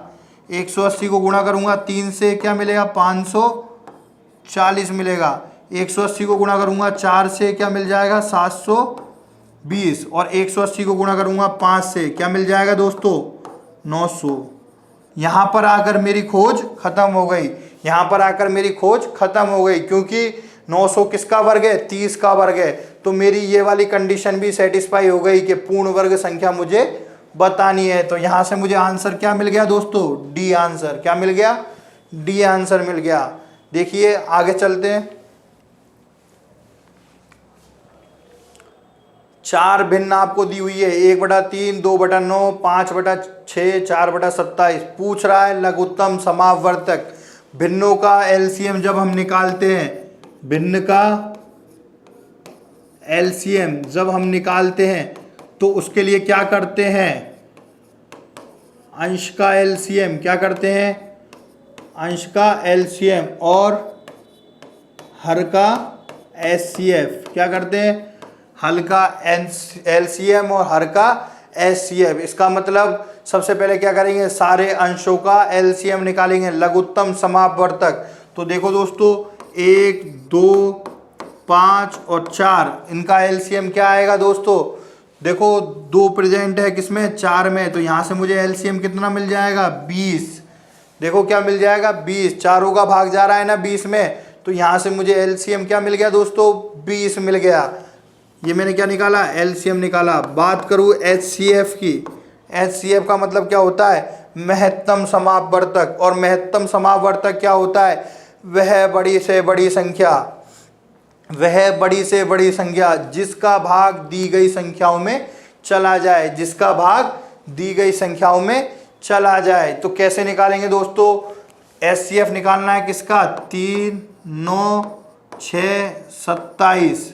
तो क्या करना है, वह बड़ी से बड़ी संख्या जिसका भाग दी गई संख्याओं में चला जाए। तो देखो इसमें कौन सी बड़ी से बड़ी संख्या है जिसका भाग सारी संख्याओं में चला जाएगा, तो वह संख्या कौन सी होगी 3 होगी। कौन सी होगी 3 होगी। अभी मैं बता रहा हूँ आपको वह संख्या कौन सी होगी 3 होगी। सब हम इस चैप्टर को डिटेल में पढ़ेंगे, तो इस चीज़ को मैं और भी अच्छे से क्लैरिफाई करूँगा आपको कि किस तरीके से मैं जल्दी से जल्दी एलसीएम और एचसीएफ निकाल सकता हूं दोस्तों। तो एलसीएम मुझे क्या मिल गया 20 और एचसीएफ क्या मिल गया 3। और यहां मैंने रखा तो अंशों का एलसीएम आ गया 20 और हर का एचसीएफ आ गया 3। और यही मेरा क्या हो जाएगा, भिन्न का एलसीएम, यही मेरा क्या होगा आंसर होगा। चलते हैं अगले प्रश्न पे। क्या किया दोस्तों हमने, इसमें अंश का एलसीएम निकाला और हर का एचसीएफ निकाला। अंश का एलसीएम क्या आ गया मेरे पास 20 आ गया, और हर का एचसीएफ क्या आ गया 3 आ गया। तो एलसीएम मुझे क्या मिल गया भिन्न का 20/3 मिल गया। चलते हैं अगले प्रश्न पे दोस्तों।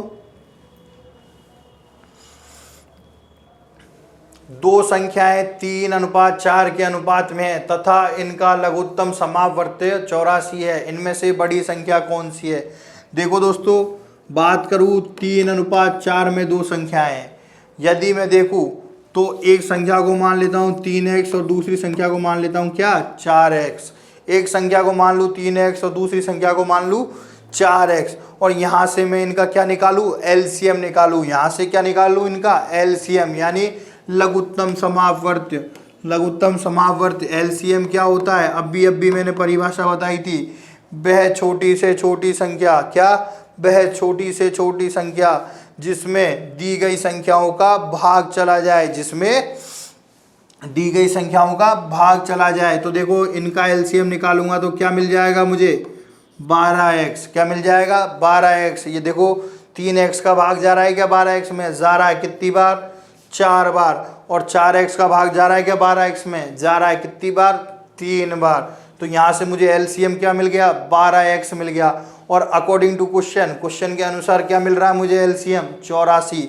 तो 12x का मान किसके बराबर हो जाएगा 84 के बराबर। किसके बराबर 84 के बराबर। तो यहाँ से मुझे x का मान क्या मिलेगा 84/12, यानी x का मान क्या मिल जाएगा दोस्तों 7 मिल जाएगा। x का मान क्या मिल जाएगा 7 मिल जाएगा। जब मेरे पास x का मान है तो मैं संख्याओं का मान निकाल सकता हूँ, आराम से निकाल सकता हूँ। पहली संख्या क्या होगी 3 × 7 और दूसरी संख्या क्या होगी 4 × 7। क्या होगी 3 × 7 और 4 × 7 यानी 21 और 28। क्या होगी 21 और 28। अब देखो पूछ रहा है इनमें से बड़ी संख्या, तो बड़ी संख्या कौन सी है 28। यही मेरा क्या हो जाएगा आंसर हो जाएगा। आशा है दोस्तों समझ में आया होगा। करना क्या था, सबसे पहले अनुपात में दी गई है दो संख्याएं 3:4, तो पहली संख्या मैंने मानी 3x और दूसरी संख्या मानी 4x। अनुपात में डायरेक्ट हम x को मल्टीप्लाई करके मान सकते हैं दोस्तों, और बाद में x का मान निकाल के हम एग्जैक्ट वैल्यू पर जा सकते हैं। अनुपात जब हम पढ़ेंगे तो हम इस चीज़ को और भी अच्छी तरीके से समझेंगे। तो एलसीएम उसने दे रखा है 84 और मैंने जो माना उससे मेरा एलसीएम क्या आ गया 12x। तो 12x का मान किसके बराबर है 84 के बराबर। तो x का मान किसके बराबर हो जाएगा दोस्तों 7 के बराबर। किसके बराबर 7 के बराबर। x का मान कितना हो गया 7 हो गया, और x का मान मैंने जब ऊपर रखा 3x और 4x में तो मुझे संख्याएं कितनी मिल गई 21 और 28। कितनी 21 और 28। पूछ रहा है मेरे पास में बड़ी संख्या 28। बड़ी संख्या क्या हो जाएगी 28 हो जाएगी, और छोटी संख्या क्या हो जाएगी दोस्तों 21 हो जाएगी। अब देखो दोस्तों, यदि मैं बात करूं आपसे कि इसका HCF क्या होगा, इसका HCF यानी महत्तम समापवर्तक, तो इन दोनों का महत्तम समापवर्तक क्या होगा 7 होगा दोस्तों। क्या होगा 7 होगा। चलते हैं अगले प्रश्न पे।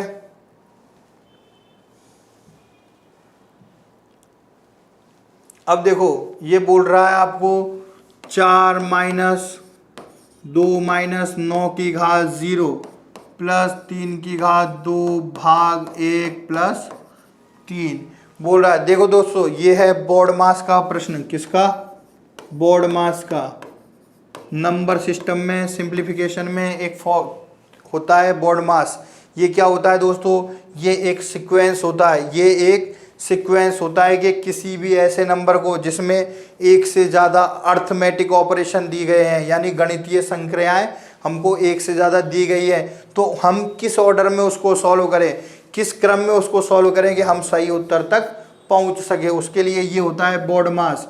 इसमें B4 क्या होता है दोस्तों ब्रैकेट। क्या होता है दोस्तों ब्रैकेट। B4 क्या होता है ब्रैकेट यानी कोष्टक। क्या होता है दोस्तों कोष्टक। सबसे पहले क्या सॉल्व करते हैं दोस्तों कोष्टक। बात करें O की तो O मतलब क्या होता है ऑफ यानी का। O का मतलब क्या होता है ऑफ यानी का। बात करें D का तो D का मतलब क्या होता है डिवीजन। क्या होता है दोस्तों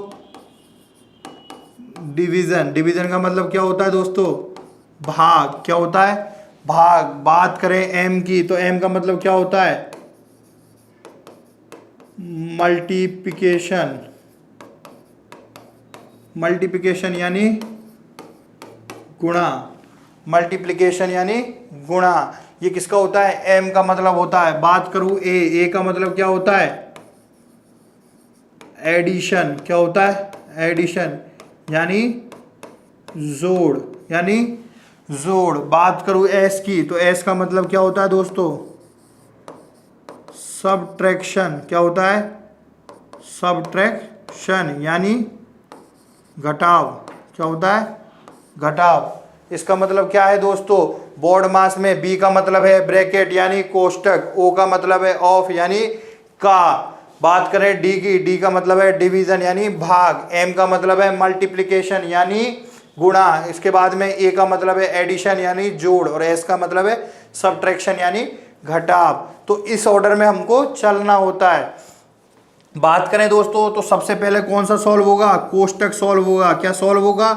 कोष्टक सॉल्व होगा। तो देखो इसको मैंने सॉल्व किया, तो इसको जब मैंने सॉल्व किया तो देखो मुझे क्या मिल गया? 4 माइनस इधर तो ये फिक्स है प्लस 3 की घात 2 भाग 1 प्लस 3। अब देखो सॉल्व मैंने क्या किया था? 2 माइनस 9, 2 माइनस 2 क्या होता है? माइनस का 7 की घात 0। इसको मैंने सॉल्व किया। अब देखो दोस्तों मुझे क्या मिल गया? अब देखो क्या मिल गया मुझे? किसी की भी घात 0 हो क्या मिलता है मुझे? 1 मिलता है। क्या मिलता है? 1। 3 की घात 2 करूँ तो क्या मिलेगा? 9 भाग 1 प्लस 3। अब देखो मुझे क्या क्या मिल रहा है? भाग मिल रहा है, घटाना मिल रहा है और जोड़ना मिल रहा है। सबसे पहले क्या करूँगा? सबसे पहले दूंगा क्या? भाग, डिवीजन। तो देखो 9 में भाग दूंगा 1 का, क्या मिलेगा? 4 माइनस 1 प्लस 9 प्लस 3। ठीक है, सबसे पहले क्या सॉल्व किया हमने? ये वाला सॉल्व किया। अब देखो क्या सॉल्व करूंगा? जोड़ने वाला सॉल्व करूंगा। देखो ये प्लस का 4 है, ये प्लस का 9 है और ये प्लस का 3 है। क्या मिल गया? 9 और 4 13, 13 और 3 16। तो क्या आ गया? यहां से मुझे मिल गया 16 माइनस 1, क्या मिल गया दोस्तों? 15। क्या मिल गया दोस्तों? 15। और यही मेरा क्या है? आंसर है। यही मेरा क्या है दोस्तों?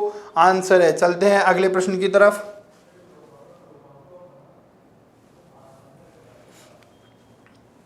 निम्न में से कौन सी भिन्न सबसे छोटी है? निम्न में से कौन सी भिन्न सबसे छोटी है दोस्तों? एक तरीका तो मेरे पास ये है कि मैं डायरेक्ट इसको भाग दे लूँ और भाग देने के बाद पॉइंटों में आंसर निकाल लूँ, देन उसके बाद मैं कैलकुलेट करूँ कि सबसे छोटी भिन्न कौन सी है। दूसरा तरीका दोस्तों आपको मैं बताता हूँ कि सबसे पहले मैं क्या करूँगा? इन दोनों भिन्नों का कंपैरिजन करूँगा। 24/25 और 10/11। 24/25 और 10/11। देखो दोस्तों एक तरीका होता है कंपैरिजन करने का, यानी तुलना करने का। 11 को गुणा कर दूं इससे और 25 को गुणा कर दूं इससे, क्या मिला दोस्तों? 11 को इससे गुणा करूंगा, 11 4 44 और 11 दूनी 22 और 4 26। क्या मिला? 264 मिल गया दोस्तों। क्या मिल गया? 264। और 25 को गुणा करूंगा 10 से, क्या आ गया? 250। क्या आ गया? 250। इसका मतलब क्या है? 250 कम है तो ये वाली भिन्न क्या होगी? छोटी होगी। ये वाली भिन्न क्या होगी? छोटी होगी। तो एक ये तरीका है कि मैं आराम से बिना पॉइंटों में भाग दिए इसका आंसर निकाल सकता हूं। क्या करूंगा? 11 को गुणा करूंगा इधर, क्या आ गया? 264। 25 को गुणा करूंगा इधर, क्या आ गया? 250। तो इन दोनों में से जो छोटा होगा वही क्या होगा?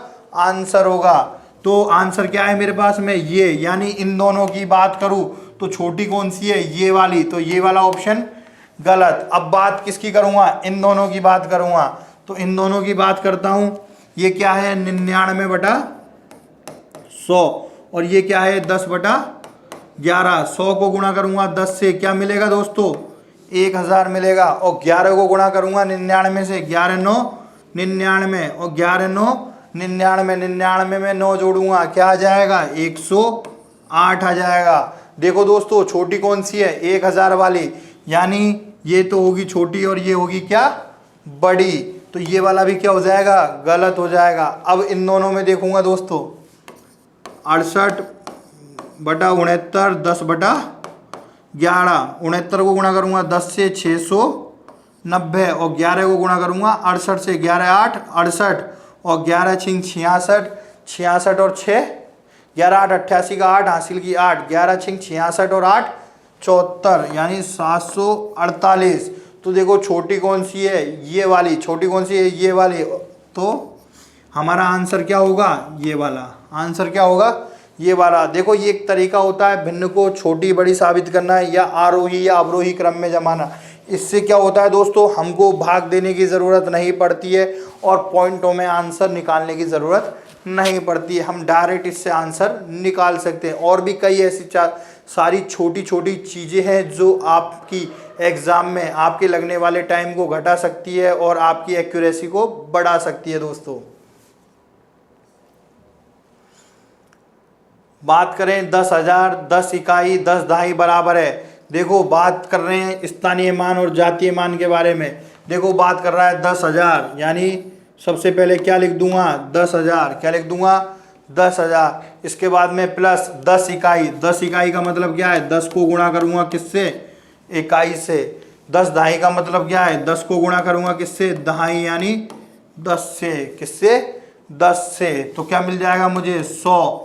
यहाँ कितना मिल जाएगा, 10, और यहाँ 10 को गुणा करूंगा किससे, 1000 से। तो यहाँ से मुझे क्या मिल जाएगा, 10,000 मिल जाएगा। अब देखो दोस्तों पूछ रहा है 10,000 प्लस जोड़ू कितना, 10, और जोड़ू कितना, 10 दहाई, यानी 100। इनको जोड़ूंगा क्या मिलेगा, 0, 1, 1, 0, 1, 10,110। किस ऑप्शन में दोस्तों, इस ऑप्शन में। यही मेरा क्या होगा, आंसर होगा। देखते आ गया दोस्तों कैसे करते हैं। सबसे पहले लिखा है 10,000, तो क्या करूंगा, 10 को गुणा करूंगा किससे, 1000 से। फिर लिखा है 10 इकाई, यानी 10 को गुणा करूंगा किससे, इकाई से। फिर लिखा है 10 दहाई, यानी 10 को गुणा करूंगा किससे, दहाई से। तो यहाँ मुझे क्या मिल गया, 10,000, यहाँ मिल गया 10, और यहाँ मिल गया 100। इन तीनों को क्या करना है, जोड़ना है। मैंने क्या किया, जोड़ दिया। तो मुझे क्या मिल गया, 10,110 मिल गया। चलते हैं अगले प्रश्न पर। बोल रहा है दोस्तों 10 दिनों में मिनटों की संख्या बराबर है निम्न दिए गए घंटों में सेकंडों की संख्या। निम्न दिए गए घंटों में सेकंडों की संख्या। तो देखो दोस्तों इसमें आपको पता होना चाहिए, सबसे पहले पहली चीज को हम देखते हैं, यानी बराबर किसके है, इस वाले पार्ट के। ठीक है, तो पहले बराबर का इधर वाला पार्ट देख लें, फिर बराबर का उधर वाला पार्ट देख लेंगे। तो बात कर रहा है 10 दिनों में मिनटों की संख्या, तो बात कर रहा है 10 दिन। क्या कर रहा है, 10 दिन। तो 10 दिन में कितने घंटे होते हैं दोस्तों, 10 दिन में होते हैं, एक दिन में 24 घंटे। तो 10 दिन में 10 गुणा 24 घंटे, और एक घंटे में कितनी मिनट होती है, 60। तो ये मेरे पास क्या आ गई, 10 दिनों में मिनटों की संख्या बराबर किसके दे रखा है, निम्न दिए गए घंटों में। ज्ञात करना है घंटों की संख्या। तो घंटों की संख्या मैंने क्या मान ली, x। तो x घंटे में कितने सेकंड होते हैं, मिनट कितने होते हैं पहले, 60, और सेकंड कितने होते हैं, 60। कितने, तो x घंटे में कितने सेकंड हो जाएंगे, 3600। तो यहाँ से मैं इसको सॉल्व करूँगा तो 160 से 160 कैंसिल हो गया, ये 0 से ये 0 कैंसिल हो गया, 6 से कट गया 24, 4 बार। तो 4 बराबर x, यानी x बराबर क्या आ गया, 4 घंटे। और यही मेरा क्या है, आंसर है। हो सकता है दोस्तों समझ में नहीं आया होगा, एक बार वापस रिपीट करता हूँ। बोल रहा है दोस्तों कि 10 दिनों में मिनटों की संख्या। तो सबसे पहले ध्यान रखना दोस्तों, एक दिन में कितने घंटे होते हैं, 24 घंटे होते हैं। और एक घंटे में कितने मिनट होते हैं दोस्तों, 60 मिनट होते हैं। तो एक दिन में कितने मिनट होंगे दोस्तों, 24 गुणा 60 मिनट होंगे। कितने होंगे, 24 गुणा 60 मिनट। एक दिन में कितने मिनट है, 24 गुणा 60 मिनट। तो 10 दिन में कितने मिनट हो जाएंगे दोस्तों, 10 दिन में कितने मिनट हो जाएंगे, 10 गुणा 24 गुणा 60। वही चीज़ तो लिखा है, 10 गुणा 24 गुणा 60। अब बात कर रहा है घंटों की संख्या। घंटों की संख्या क्या है, x। तो एक घंटे में कितने मिनट होते हैं, 60, और एक मिनट में कितने सेकंड होते हैं, 60। या फिर बोलूँ एक घंटे में डायरेक्ट लिख सकता हूँ 3600 सेकंड होते हैं। कितने सेकंड, 3600 सेकंड। तो यहाँ से मैंने बोल रहा है ये दोनों बराबर हैं, तो दोनों को क्या कर दिया, बराबर कर दिया। कैंसिल आउट किया तो x का मान आ गया कितना, 4 घंटे। x का मान आ गया कितना, 4 घंटे। बात करते हैं अगले की। दोस्तों आज के लिए इतना ही, ये पेपर ख़त्म हुआ दोस्तों। आपको देखो इतने सारे क्वेश्चन मैंने करवाए, इससे आपको एक चीज़ समझ में आई होगी दोस्तों कि पेपर किस लेवल का आया था। कुछ क्वेश्चन ऐसे थे जो क्वेश्चन लॉजिकल बेस्ड थे, जिनको देखते ही आपको टिक मारना था, और कुछ प्रश्न ऐसे थे दोस्तों, कुछ प्रश्न कैसे थे, कुछ प्रश्न ऐसे थे जिनके बारे में आपको सॉल्व करना था, यानी जो आपसे क्या मांग रहे थे, कैलकुलेशन मांग रहे थे। और कुछ प्रश्न ऐसे थे दोस्तों जो हार्ड थे, जिसमें थोड़ा सा डिफ़िकल्ट हम कह सकते हैं, जिसमें थोड़ी सी कैलकुलेशन हार्ड थी या थोड़ा सोचना हार्ड था। तो उन तीनों चारों तरीक़ों के मिश्रण प्रश्न हमने देखे। तो इससे दोस्तों हमें इतना पता लगता है कि पेपर किस लेवल पे था।